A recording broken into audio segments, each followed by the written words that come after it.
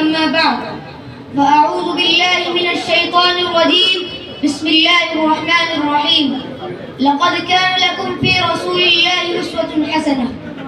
Dear audience, today I would like to speak on the topic importance of good manner.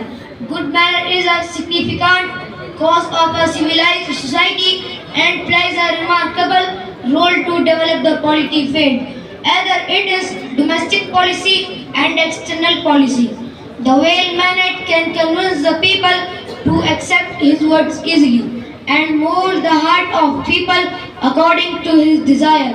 Because everyone likes good manner and good-mannered person is respected everywhere. If you realize and go through the history, surely you will have to accept that good manner has played a key role in promoting Islam.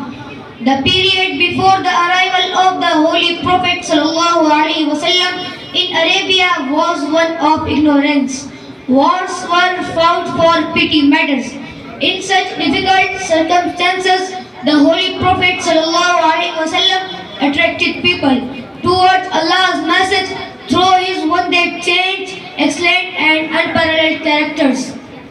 Allah Almighty mentions importance of good conduct in several places in the Holy Quran, such as Allah says, "Ud'u ila sabili rabbika bil hikmati wal maw'izati al hasana, wajadilhum billati hiya ahsan." Call to the way of your Lord with wisdom, good counsel and argument in the best of manners. At another places, the Quran says, "Laqad kana lakum fi rasulillahi uswatun hasanah." You have indeed in the messenger of Allah a beautiful pattern of conduct. Surah Ahzab, chapter number 33, verse number 21. If you want success, dignity and honor, then you must follow the steps of Prophet ﷺ.